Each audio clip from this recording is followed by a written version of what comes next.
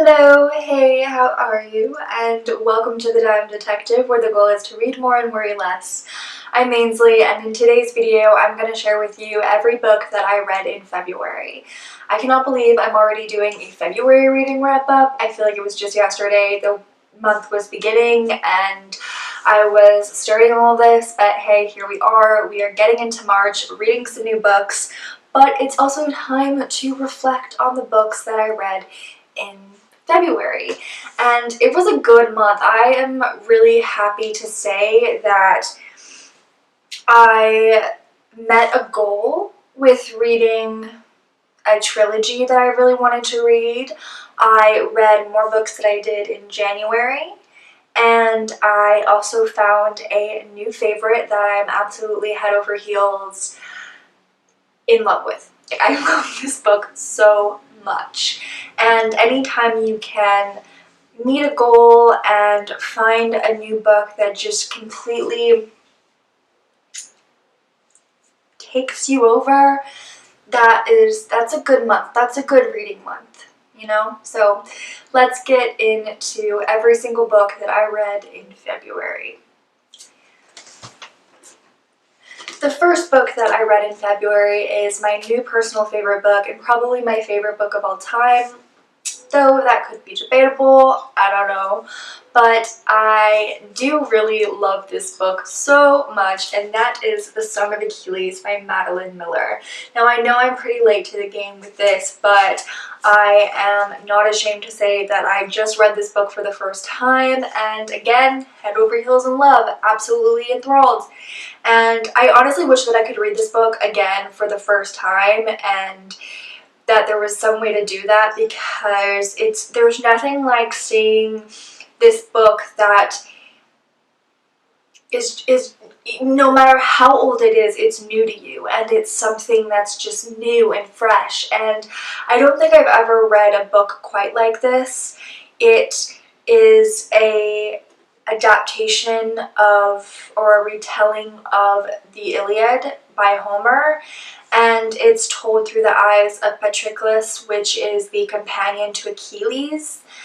And knowing the story of the Iliad, I did not think that I was going to be as enthralled and find this story as compelling as I did, but I really, from page one, just felt embraced by this book. It was like a hug, and it was like being kind of hugged by this book, like anytime that I was just get a little sad, or like a happy hug anytime that I found myself expressing a good emotion. Which sadness isn't always like a bad emotion, I don't want to say that, but you find yourself feeling multiple feelings, including happiness and sadness, and just being in awe of the relationship between Patroclus and Achilles. And you know, for me, I went into this relatively blind considering, and it was good to just see the different relationships of, you know, Patroclus' relationship with Achilles, Achilles' relationship with his mother, and their relationships to war and destiny and everything that's unfolding within this town. It's unfolding over time, because it starts from the perspective of Patroclus when he is younger, and him meeting Achilles, and how their relationship grows until it comes to its untimely end. And it's also, when you think of war, and the way war is often, or can often be, glamorized in fiction, and it's also glamorized through a historical lens. So it's always nice to see a book that's a book based in mythology and told in such a way that you really see what war is and what it does, and how much it takes away, and how much it steals from us, how much it steals from an individual, from the family, from war, from the world. And this book does that. The Song of Achilles is a great book, and I don't think that you necessarily need to know a lot about mythology to enjoy this book. It might help you a little bit to know at least what the Iliad is. You don't really have to read it, but to know a little bit about what's going to happen in retrospect. But I don't know, like, this book did it for me, yo. So you know any more like this, please recommend in the comments below. The second book that I read in February is the first book in a trilogy.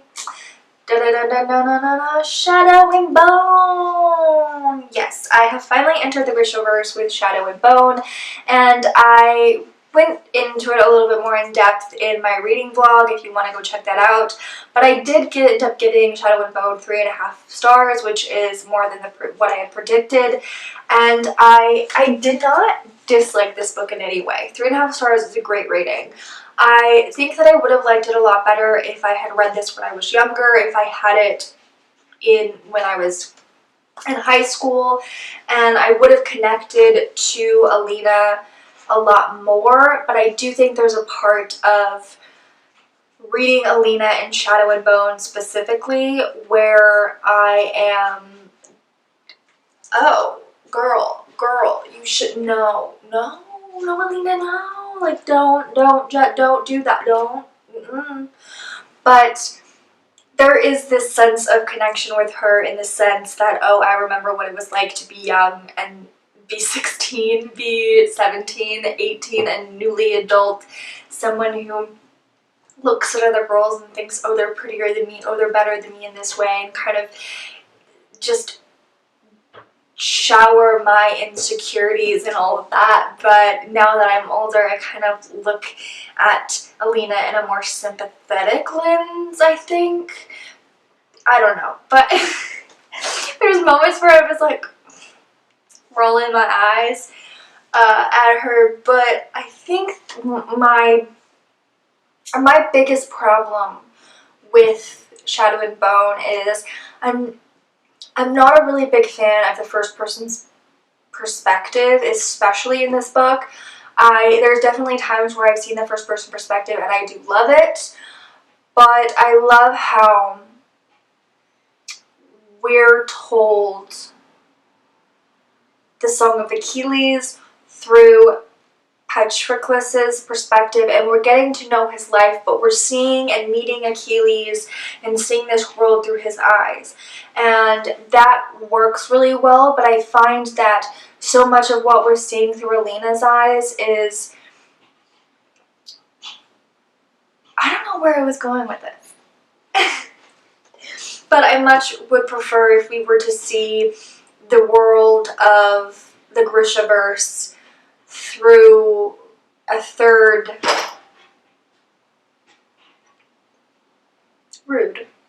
through a third perspective, a third person perspective, and get to know how Alina comes into this journey. And it certainly gets better as things go on, but that was just on the surface, that just did not work for me. But I did give this a 3.5 stars. I did genuinely love this book, and I loved it enough to keep going, so.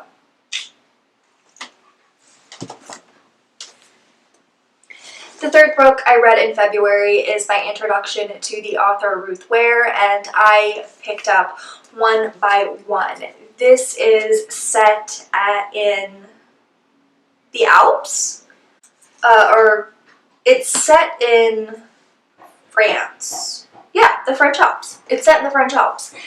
And it is told from two-person's perspective, which sometimes I like, sometimes I don't. And I don't think I really liked it in this one.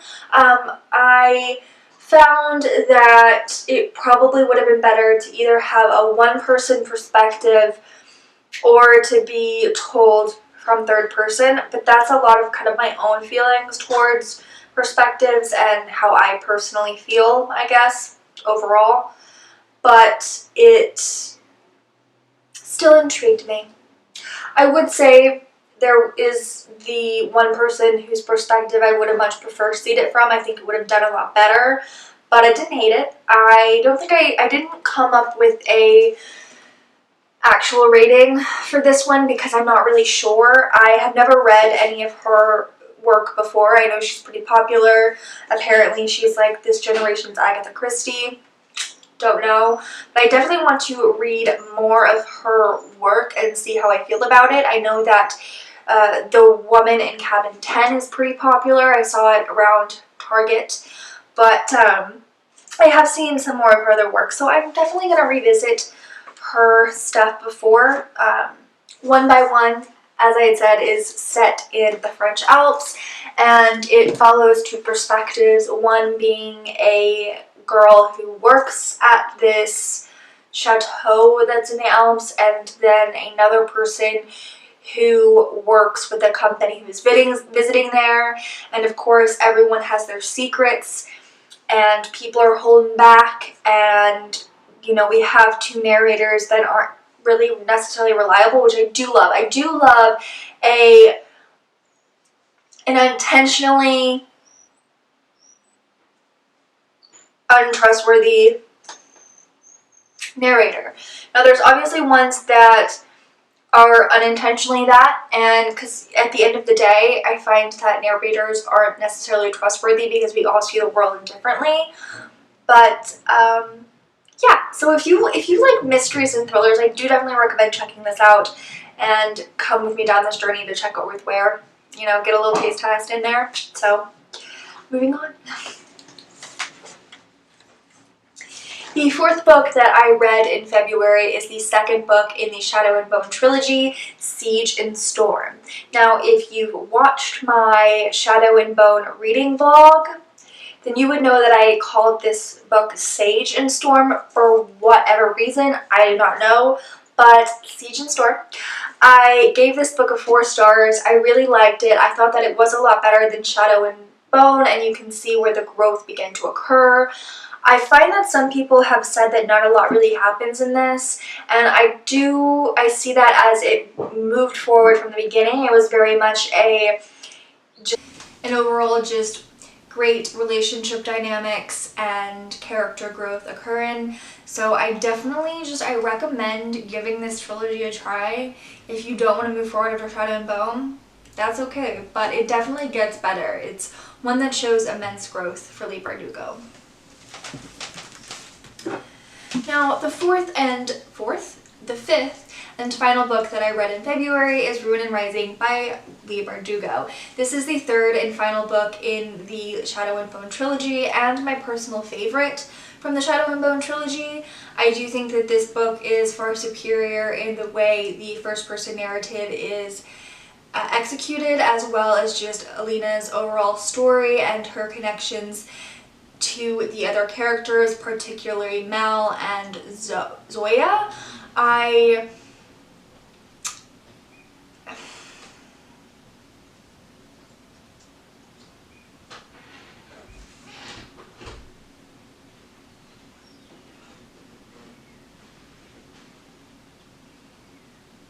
found that I was more invested in the relationships and personally invested in not only Alina as a character, but Alina and Mal, because I found that I was loving them a lot more when it came to Sage and Storm. See there, I did it again. Siege and Storm. And even more so, I wanted to see them together in the final one. So it's good to see that within Ruin and Rising there was a lot of personal growth and relationship growth, and just the way not only Alina and Mal grew, but this group of people grew together.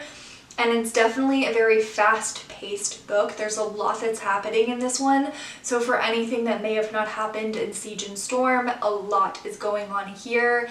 And I've also found The Darkling a lot more interesting as well. So yeah, loved Ruin and Rising. If you want to check out my Shadow and Bone trilogy reading vlog, do that. And that's it. That's everything that I read in February. 5 books may not be a lot for a lot of people, but it is a lot for me. I'm really happy and excited by that, and yeah. So if you enjoy this chaotic, messy reading vlog, no, reading a wrap-up, Please feel free to give it a like and subscribe and ring that bell to be notified every single time I post if you feel so inclined. If you have any recommendations or thoughts on any of the books I mentioned here, please feel free to comment in the comments. Just comment. There will be some links to social media in the description box, but in the description box below. I was saying it right. Thank you.